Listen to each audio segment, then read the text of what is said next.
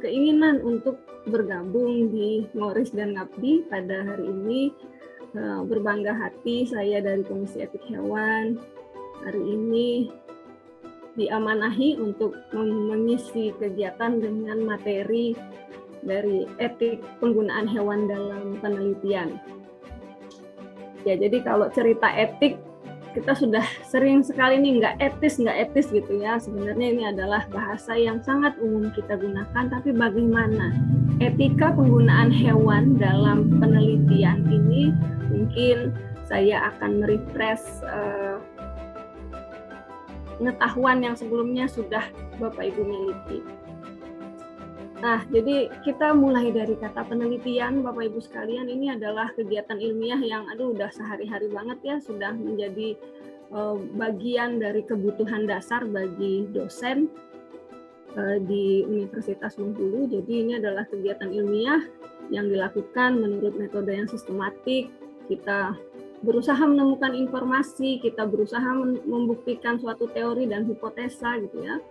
Kegiatan penelitian ini ada yang non-biologi dan ada yang penelitian biologi gitu ya. Jadi dan dalam kegiatan penelitian sendiri ada yang kita lakukan dengan tanpa menggunakan makhluk hidupnya nih. Untuk yang biologi ada yang tanpa menggunakan makhluk hidupnya, in vitro kita hanya menggunakan bagian dari makhluk hidup tersebut yang kita lakukan penelitian dengan berbagai peralatan di laboratorium. Ada penelitian ex vivo dan in vivo pada hewan dan in vivo pada manusia.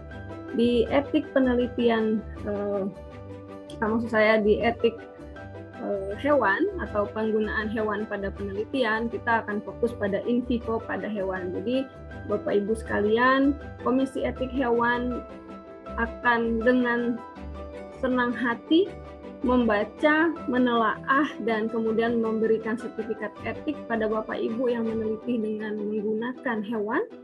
Ini sekali lagi kami tekankan adalah pada hewan yang hidup. Untuk bahan biologis tersimpan, kita masih mengkaji. Nah, Bapak Ibu sekalian, begitu penelitian ini kita lakukan secara masif dan komprehensif, ilmu pengetahuan makin maju, kita makin menguasai hajat hidup orang banyak, ternyata aspek etik ini makin terabaikan. Manusia makin egois, nah, terutama karena kita memang mengedepankan kesejahteraan manusia. Aspek etik makin menjadi hal yang tidak diutamakan. Nah, memang benar ada manfaat dari ilmu pengetahuan, betul sekali, ada banyak manfaat dari kegiatan penelitian. Lahirlah pengetahuan, kemudian manfaat bagi manusia, kemudian kualitas hidup lebih baik, banyak kehidupan yang diselamatkan. Itu adalah manfaat dari kegiatan penelitian. Di penelitian biologis kita biasa ada tahapan-tahapannya. Ada studi ex vivo, in vivo pada hewan, in vivo pada manusia, kemudian melakukan uji klinis dan lain-lain. Semakin tinggi kegiatan kualitas penelitian ini, isu etik itu sebenarnya semakin besar. Semakin besar isu etik. Nah, ini sedikit mengulas. Jadi tadi saya sebutkan ada in vitro. In vitro ini prosedur yang kita lakukan ya di lingkungan yang terkendali. Kita hanya mengambil bagian ya dari makhluk hidup, kemudian kita lakukan penelitian di lingkungan yang terkendali. Kemudian in vivo, ini yang menjadi isu utama. Ini menggunakan organisme hidup, organisme yang utuh. Misalnya pada gambar saya ini. Ini adalah in vivo pada hewan atau in vivo pada manusia. Ada studi ex vivo. Ini pengukuran yang dilakukan di dalam atau pada jaringan di lingkungan eksternal dengan sedikit perubahan kondisi alam. Jadi ini studi ex vivo yang contohnya mungkin bisa kita perlihatkan di sini. Nah, kita akan fokus pada penggunaan hewan. Mengapa kita menggunakan hewan dalam penelitian kita? Hewan itu paling mudah gitu ya. Ini karena kalau langsung ke manusia kayaknya tuh terlalu beresiko. Karena tadi kalau saya bisa bilang manusia egois, ternyata kita cukup egois. Oh, jangan ke manusia dulu deh, ke hewan dulu. Ya. Kemudian ternyata proses-proses biologis itu yang terjadi di hewan itu bisa dimanfaatkan untuk manusia. Ada kesamaan walaupun tidak seluruhnya sama. Ya. Penelitian in vivo pada manusia itu terbukti aman setelah dilakukan pada hewan coba dulu. Ya. Dan banyak alasan. Kalau langsung penelitian eksperimental pada manusia itu dianggap tidak etis. Karena tadi ya lagi-lagi manusia ini adalah kasta tertinggi nih. Kita sama-sama makhluk hidup, tapi manusia kasta tertinggi. Ini ada beberapa kelompok hewan yang digunakan pada penelitian. Jadi ada misalnya primata banyak sekali ya. Ada animal modelnya animal yang ukurannya besar gitu ya. Karena apa? Oh, karena kayaknya ada kesamaan ukuran, kesamaan bentuk dengan manusia, relevan dengan fisiologinya, fungsi alat tubuhnya, ya. Dan banyak alasan di sini. Jadi kalau di Komisi Etik Hewan kita bisa menelaah penelitian menggunakan primata, kita menelaah dengan menggunakan hewan-hewan besar, hewan model ya. Jadi dia menjadi model untuk kemudian hasilnya digunakan untuk kesejahteraan manusia. Atau rodent, mencit, tikus gitu ya. Ada juga yang menggunakan ikan, misalnya zebrafish itu sangat-sangat populer terakhir-terakhir ini. Sekali lagi tujuannya adalah relevan dengan fisiologi manusia. Human physiology atau fisiologi manusia itu menyangkut dengan anatomi dan fungsi ya dari alat-alat tubuh atau organ-organ tubuh tersebut. Nah, berikut ini Bapak Ibu saya menampilkan ini hasil perhitungan gitu ya. Jadi di sini bisa lihat bahwa penggunaan hewan dalam penelitian itu banyak sekali. Tadi sebenarnya sudah ditampilkan, tapi ini dalam bentuk bar chart. Maksud saya pie chart. Nah, kita bisa lihat ada tikus yang paling banyak, mice, mencit ya. Mencit adalah yang paling banyak digunakan karena lagi-lagi yang dimunculkan, ini yang dimunculkan ya, yang dimunculkan untuk penelitian hewan itu adalah untuk kesejahteraan manusia. Misalnya penggunaan obat sebelum sampai ke manusia itu sudah dicobakan pada hewan mencit.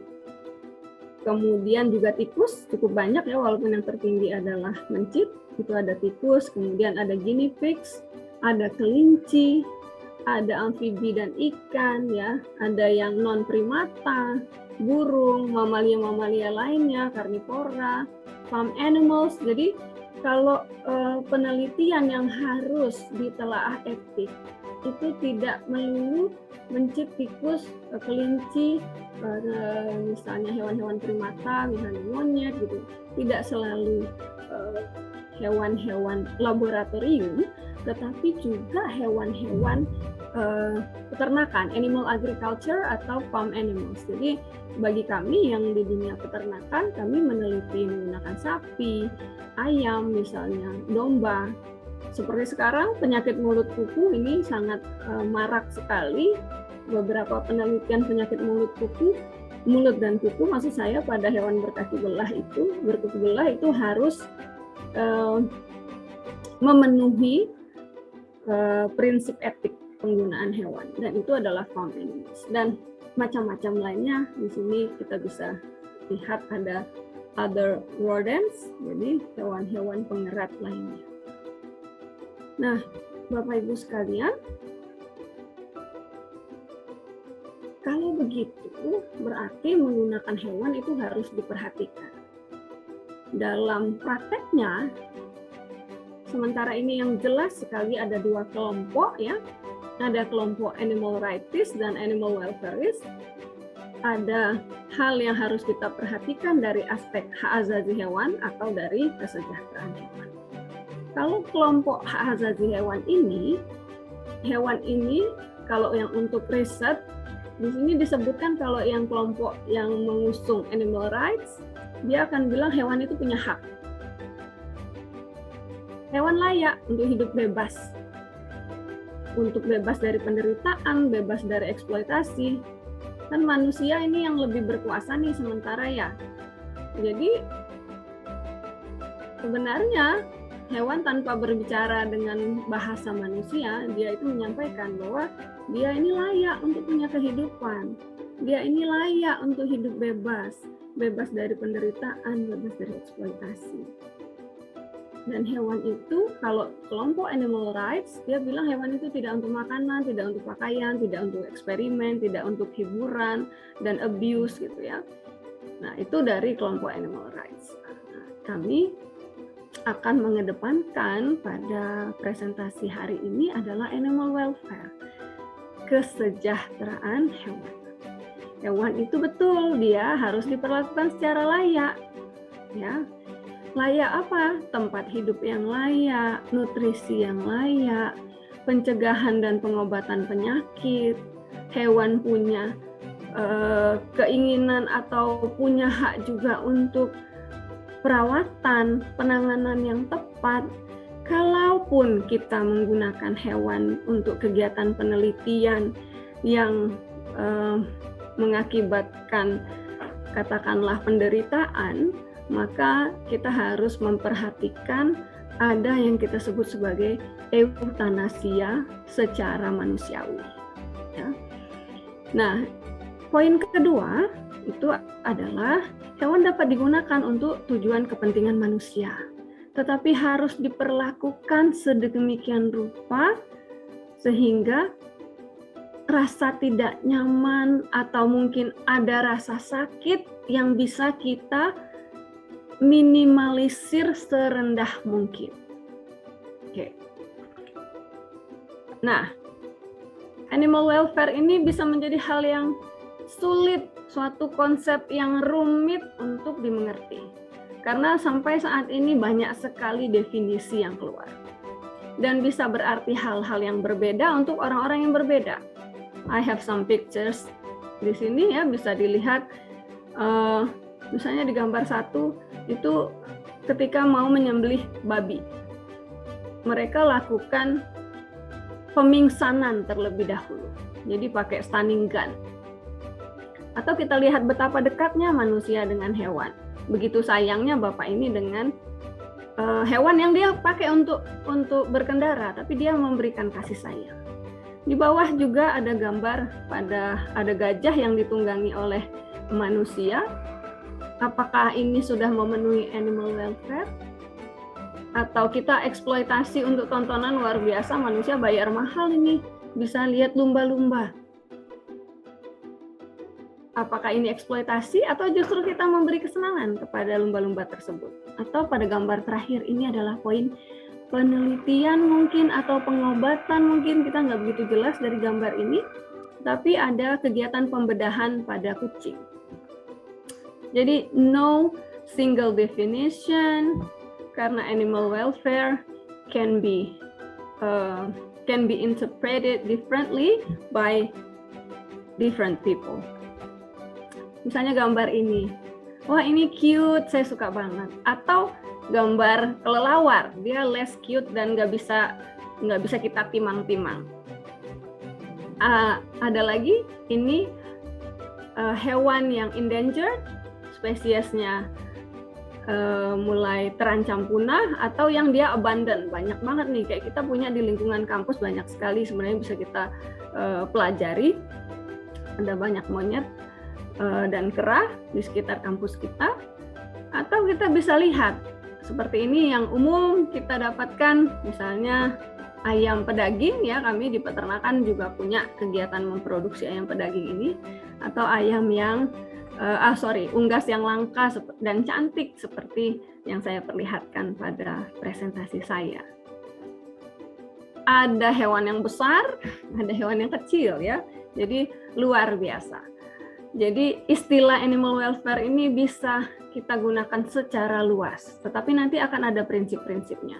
Karena bisa saja animal welfare ini diplesetkan, tergantung konteks diskusinya. Kalau lagi cerita politik, bisa jadi berbeda dengan orang yang bercerita tentang bagaimana mendapatkan keuntungan, bagaimana perdagangan. Misalnya kalau di Indonesia ini isu terbesar itu adalah misalnya kalau di hewan pada ternak misalnya tuh sapi, harga daging sapi gitu ya, jadi luar biasa.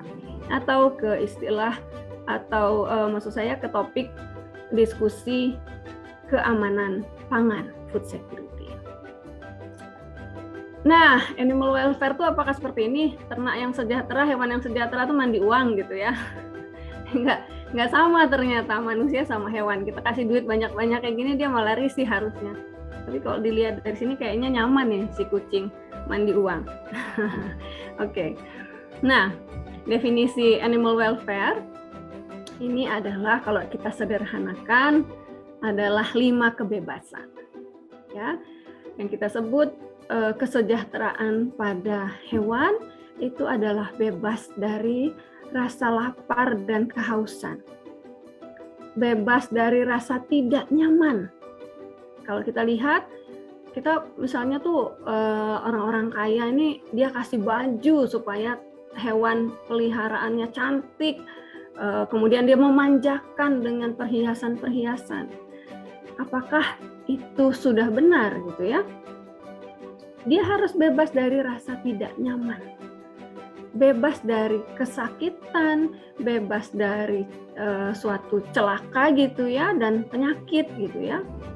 Kemudian juga bebas untuk mengekspresikan tingkah laku normal. Kalau normalnya kucing itu berjalan dengan kaki 4, tidak dipaksakan kemudian dengan kaki 2 biar dia berdiri tegak, kemudian kita pakai baju yang cantik, kucingnya pakai tas yang mewah misalnya, seolah-olah dia adalah wanita cantik seperti manusia. Rasanya itu juga menjadi hal yang berbeda gitu ya. Nah, kebebasan terakhir adalah dari rasa takut dan ancaman ya. Nah, jadi ini adalah 5 kebebasan. Sekali lagi ini merujuk pada kualitas kehidupan si hewan kita. Karena banyak elemen yang terlibat di sini, tidak hanya kesehatan, tapi juga rasa senang. Ternyata hewan itu juga disebut sebagai sentient animals. Sentient itu dia punya perasaan.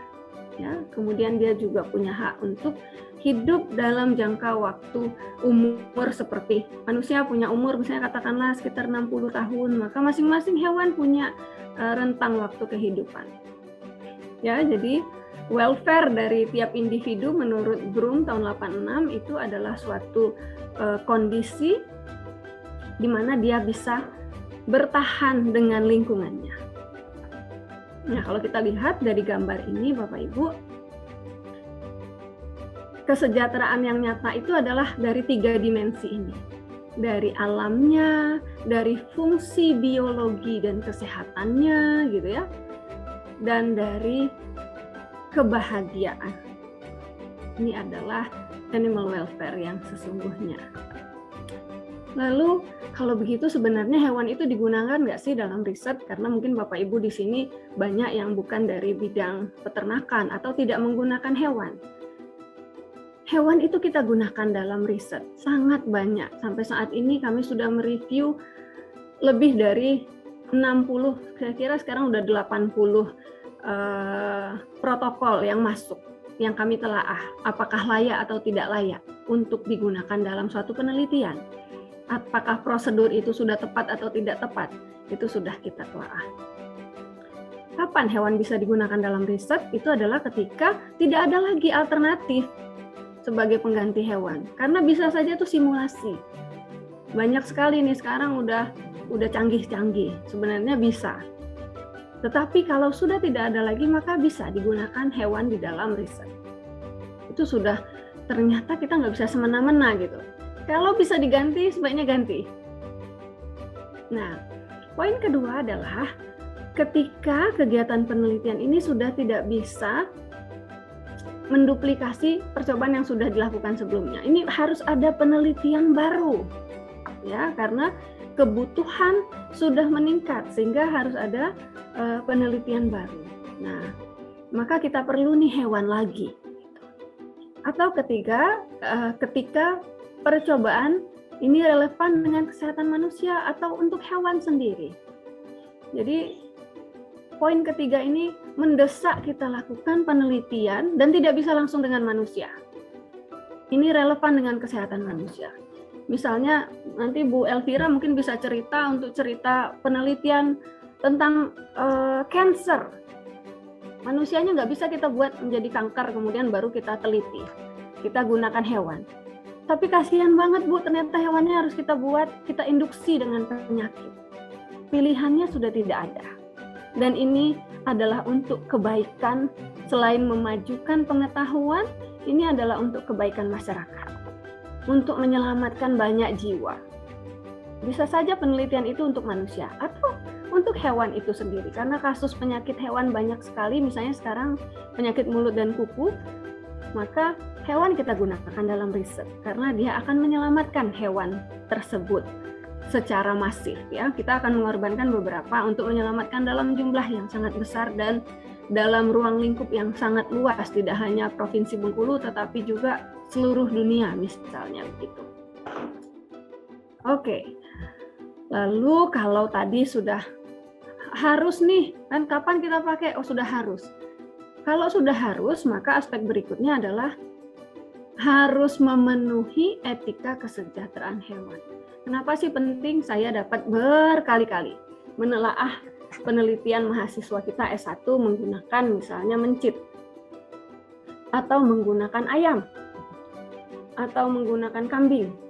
Di dalam item yang kami harus telaah itu mereka harus mengisi formulir dan di dalam formulir tersebut ada pertanyaan, apa isu etik yang dihadapi?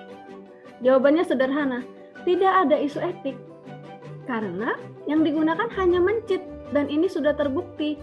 Mencit ini memiliki struktur dan fisiologis yang mirip dengan manusia, sehingga nanti kalau kita uji cobakan misalnya obat anti diabetes ke mencit, ini obat ini bisa kita aplikasikan ke manusia. Sebenarnya itu sangat salah. Dan saya sangat bersedih dan marah tiap kali mendapatkan jawaban yang demikian. Karena hewan itu, kalau saya bilang sama dengan manusia, mungkin saya nanti diserbu orang banyak gitu ya. Tetapi hewan itu perlu kita perhatikan kesejahteraannya. Begitu kita menggunakan hewan, di situ ada isu etik kesejahteraan di situ. Nah, jadi ada tanggung jawab etis. Apa tanggung jawab etisnya? Kita harus memastikan bahwa penggunaan hewan coba ini sudah sangat-sangat diperlukan. Kalau tidak diperlukan, nggak usah, gitu ya. Nah, jadi kita punya tanggung jawab. Hanya jika benar-benar diperlukan. Lalu ada tanggung jawab etis lainnya. Kita harus memastikan bahwa hewan coba yang digunakan ini sudah diperlakukan secara manusiawi. Bu, manusiawi itu sama dengan kita, Bu. Hewannya harus sekolah, ada jamnya nonton TV, ada jamnya belajar kayak anak-anak di rumah gitu. Nah, tentu berbeda ya yang dimaksudkan manusiawi di sini. Nah, jadi ada tanggung jawab etis bahwa kita harus perlakukan secara manusiawi. Tadi ada konsep 5 kebebasan. Dia juga bebas dari rasa haus dan lapar. Dia juga bebas dari rasa sakit. Dia juga bebas dari rasa tidak nyaman. Bebas untuk melakukan tingkah laku alami. Bebas terbebas dari rasa takut dan cekaman, ya. Nah, jadi ada tanggung jawab etis Bapak Ibu sekalian. Nah, disinilah Institutional Animal Care and Use Committee atau Komisi Etik Hewan, ya ini bahasa Inggrisnya ya. Disinilah peran Komisi Etik Hewan. Di sini disebutkan setiap lembaga harus menetapkan dan menyediakan sumber daya untuk perawatan hewan dan menggunakan program yang dikelola sesuai dengan pedoman. Jadi harus punya pedoman, harus punya lembaga, dan sesuai dengan peraturan ini federal karena kita dapat dari luar ya sumbernya, dari negara bagian, dan hukum serta peraturan setempat. Kita akan lihat nanti Indonesia sebenarnya sudah punya apa belum sih, ya. Nah, Komisi Etik Hewan ini adalah institusi yang harusnya disahkan secara hukum untuk memastikan semua kegiatan penelitian yang melibatkan hewan ini memuaskan atau sesuai dengan peraturan dan kebijakan yang mengatur penggunaan hewan dalam penelitian.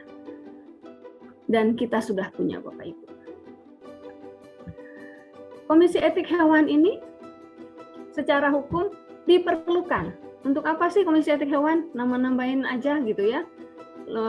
Nama-nambahin bagian yang harus dikelola oleh LPPM misalnya. Ini diperlukan untuk mengawasi semua kegiatan perawatan hewan dan penggunaan yang berada di dalam institusi kita. Kita ada institusi Universitas Bengkulu yang sudah 40 tahun ya. Sudah 40 tahun dan ini Komisi Etik Hewan ini sangat dibutuhkan karena merupakan salah satu elemen yang mendukung kesuksesan institusi kita. Nah, Bapak Ibu, ini ICUP tadi atau Komisi Etik Hewan ini diperlukan untuk apa? Nanti ada akreditasi sebenarnya fasilitas penelitian ini. Dari ALAC ini, Association for Assessment and Accreditation of Laboratory Animal Care International, di bawah ALAC ini sebenarnya yang saya udah ikuti, P3HLI atau tadi Indonesian Association for Animal Scientists tadi ya. Nah, kemudian kalau kita sudah punya komisi etik, kita bisa kerjasama penelitian dengan internasional karena orang-orang internasional, lembaga-lembaga internasional yang aware atau memperhatikan etik penggunaan hewan, dia akan melihat dulu institusi ini sudah punya belum komisi etik, baru mereka merasa cukup secure ya untuk meneliti bekerja sama dengan institusi kita. Nah, poin juga ini karena biasanya poin ketiga ini penelitian ini terkait dengan publikasi. Persyaratan sebagian besar jurnal yang qualified ini dia akan minta ada tidak sertifikat layak etik untuk penelitian tersebut, baru dia akan terbitkan. Kalau tidak, mereka akan dituntut gitu ya, karena menerbitkan penelitian yang menggunakan hewan coba dan tidak memenuhi kelayakan etik dalam penggunaan hewan coba. Nah, kemudian tadi saya sudah sebutkan bahwa komisi etik ini idealnya dia menjamin adanya implementasi 5 kebebasan. 3R itu nanti saya jelaskan kayak tadi terlewat. 3R itu adalah jumlah ternak yang digunakan atau jumlah hewan yang digunakan itu kalau untuk komisi etik nggak harus yang banyak-banyak banget gitu ya. Kalau sudah memenuhi jumlah untuk statistik misalnya karena terkait untuk publikasi, maka sudah cukup, nggak usah berlebih-lebihan. Jadi ada implementasi 5 freedom dan 3R ini dalam kegiatan penelitian, dalam pengujian, ataupun dalam pendidikan di institusi kita. Jadi memang komisi etik hewan ini adalah institusi yang harus bekerja profesional, memiliki kompetensi supaya tidak mengorbankan institusi kita, karena tadi ternyata dia mendukung keberhasilan institusi kita untuk menjadi, kemarin sempat kita ingin mencapai world class university gitu ya. Nah, jadi ini adalah bagian yang penting untuk diperhatikan karena di sini yang menjamin adalah Komisi Etik Hewan untuk setiap penelitian, pengujian, dan pendidikan yang melibatkan hewan. Nah, prinsip dasar etik tadi saya udah juga sebutkan ada 5F, 5 kebebasan. Ada prinsip etik dalam penelitian, ini respect, beneficiary, dan justice. Etik dalam penggunaan hewan yang 3R tadi, reduction, replacement, dan refinement. Jadi kalau jumlahnya bisa sedikit aja deh. Kalau bisa digantikan, jangan hewan, kita gantikan. Kalau misalnya sudah tidak bisa digantikan, kita bisa tetap harus menggunakan dalam jumlah yang sedikit, harus ada refinement. Kalau ada tindakan kepada ternak atau hewan, maka harus ada recovery, pemulihan yang kita dampingi gitu. Jangan sudah dipakai kemudian kita campakkan saja. Masih tanggung jawab si peneliti. Jadi tanggung jawab peneliti ini adalah sebelum melaksanakan penelitian, selama penelitian, dan setelah penelitian. Itu adalah tanggung jawab peneliti. Makanya di setiap protokol yang masuk kami memperhatikan itu, kami mencermati hal tersebut. Nah, kemudian prinsip etik dalam pemeliharaan dan perlakuan hewan, sekali lagi untuk Komisi Etik sampai saat ini kami memperhatikan penggunaan hewan hidup. Untuk penggunaan bahan biologis yang tersimpan itu masih akan dicermati, sementara ini belum termasuk di dalam kegiatan yang kami awasi atau kami keluarkan sertifikat etiknya. Jadi tadi saya sudah sebutkan 5 kebebasan, bebas dari rasa lapar haus, bebas dari rasa tidak nyaman, bebas dari sakit dan cedera, bebas dari rasa takut, penderitaan, dan mengekspresikan perilaku alami. Ini hanya penjelasan dari yang tadi sudah saya tampilkan. Jadi kita menghormati hewan coba atau ternak sebagai makhluk hidup, makhluk yang bernyawa, bukan benda mati. Kita memperhatikan bahwa etika kita menggunakan hewan dalam penelitian itu harus memberi manfaat, bukan coba-coba, bukan hanya memenuhi rasa ingin tahu. Harus jelas ada manfaat bagi manusia dan makhluk lain. Misalnya pada ternak, pada hewan gitu ya. Kemudian kita harus bersikap adil dalam memanfaatkan hewan coba. Setiap subjek ini punya kesempatan yang sama untuk mendapatkan perlakuan atau tidak. Kita pilih secara acak. Ini adalah prinsip 3R tadi. Ada jumlah minimal, jadi tidak berlebih-lebih. Bu, jumlahnya kan banyak nih. Udahlah kita gunakan 500 gitu. Padahal dalam penelitian 150 udah cukup gitu. Misalnya kalau kita pakai ternak pedaging, misalnya ayam potong misalnya atau ayam pedaging. Kalau jumlah minimal sudah mencukupi, kenapa harus banyak-banyak? Gitu. Kalau nanti memang memberikan manfaat, baru kita aplikasikan dalam jumlah yang banyak. Harus efisien dan seefektif mungkin. Jadi kalau bisa diganti, hewannya kita ganti deh. Misalnya nggak pakai dimatikan nih, misalnya kita pakai sel aja jaringan. Kalaupun ada yang dimatikan, itu harus secara manusiawi gitu ya. Atau sama sekali tidak usah pakai hewan deh, ternyata bisa kok nggak pakai hewan, nah kita pakai simulasi aja, pakai program komputer apa segala macam yang canggih-canggih yang bisa mewakili, itu bisa saja. Nah kalau tadi tidak bisa digantikan, jumlahnya kita sudah buat seminimal mungkin memenuhi kaidah penelitian, tetapi tidak berlebihan, maka kita aspek berikutnya adalah refinement. Kalau bisa kita kurangi rasa nyeri, penderitaannya, kita menjamin kesejahteraannya. Kalaupun ada rasa nyeri, kita sudah antisipasi, sama seperti kita pada manusia misalnya. Kalau ada rasa nyeri, kemudian apa recovery setelah penelitian kita itu. Oke. Nah, kemudian jadi penting aspek kesejahteraan hewan ini sangat penting. Keadaan hewan yang tidak sejahtera, Bapak Ibu sekalian, jangan salah-salah. Ini justru menghasilkan penelitian yang tidak berkualitas. Karena tadi kita tidak menggunakan hewan dengan kondisi yang baik. Misalnya kita ada rasa sakit, kemudian tempat pemeliharaannya, kandangnya ala kadarnya. Sudahlah hewan ini, emangnya manusia harus tempat yang nyaman. Kita tidak memperhatikan. Pakan dan minum tidak kita perhatikan. Hewan yang tidak sejahtera ternyata memberikan kualitas penelitian yang tidak baik. Ya, sehingga data yang kita hasilkan sebenarnya tidak baik untuk kepentingan kita sendiri. Maka aspek kesejahteraan hewan dalam penelitian itu sangat penting. Hewan yang kita perlakukan dengan kondisi yang ideal, jadi tadi manusia dengan hewan itu sama nggak? Ada kesamaannya, tapi nggak sama persis gitu ya. Nah, jadi sebenarnya memperhatikan hewan itu menguntungkan, karena hasil penelitiannya nanti akan membantu kita untuk mendapatkan data yang valid dan seperti kondisi yang seharusnya. Oke.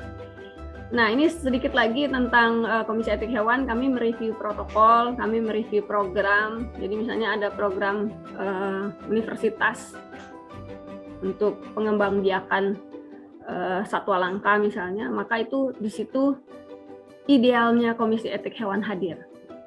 Mereview dan menginspeksi fasilitas yang ada untuk apa? Untuk kualitas kegiatan tersebut. ya, bukan untuk nakut-nakutin. Sebenarnya itu adalah untuk meningkatkan kualitas kegiatan. Kegiatannya apa? Penelitian. Maka data yang didapatkan akan valid dan baik untuk peneliti. Ternyata ada win-win solution. Tetapi kami juga mencermati dan menanggapi penyimpangan penggunaan hewan. Nah, makanya kalau review penelitian itu dilakukan sebelum dilaksanakan penelitian. Supaya kalau ada potensi penyimpangan itu sudah diluruskan oleh tim etik. Ya, supaya bisa diluruskan, supaya bisa diperbaiki sebelum pelaksanaan. Kalau sudah ada pelaksanaan, maka bisa jadi kegiatan penelitian atau kegiatan program-program tersebut harus dihentikan karena menyimpang. Kalau kita teruskan, emang kenapa? Kalau kita teruskan, maka institusi kita akan mendapat sorotan.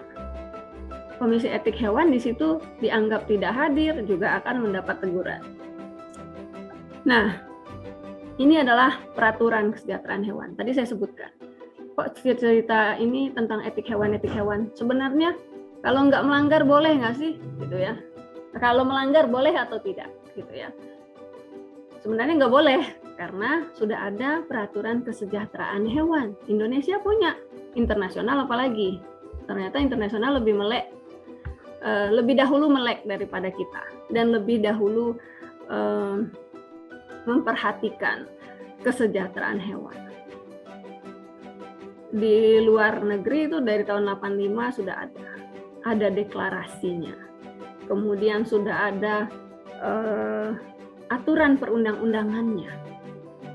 Dan ada institusi yang mengawasi untuk penilaian dan akreditasi untuk laboratorium yang menggunakan hewan. Nah, untuk di Indonesia di tahun 2009, Bapak Ibu, sudah ada. Saya membaca dan itu menjadi acuan kami.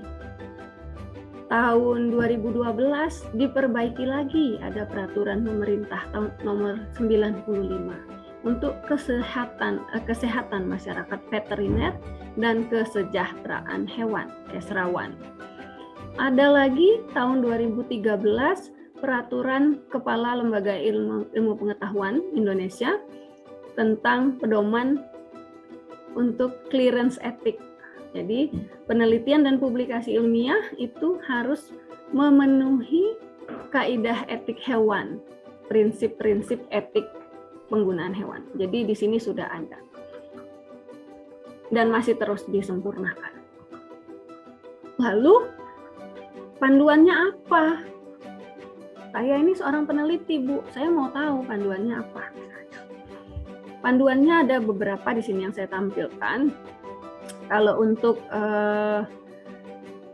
di Indonesia sudah ada buku-buku yang diterbitkan. Saya nggak bisa tampilkan semuanya, tapi kita sudah punya banyak sebenarnya panduan. Karena Bapak Ibu menggunakan misalnya animal agriculture, saya punya sapi, punya kambing, punya ayam misalnya, ada etik penggunaannya untuk research dan teaching. Untuk yang laboratorium, misalnya kucing, hewan laboratorium tuh banyaknya tuh mencit sama tikus yang paling banyak, sama hewan primata. Nah itu, tapi terakhir juga banyak tuh ikan misalnya. Itu sudah ada panduannya masing-masing.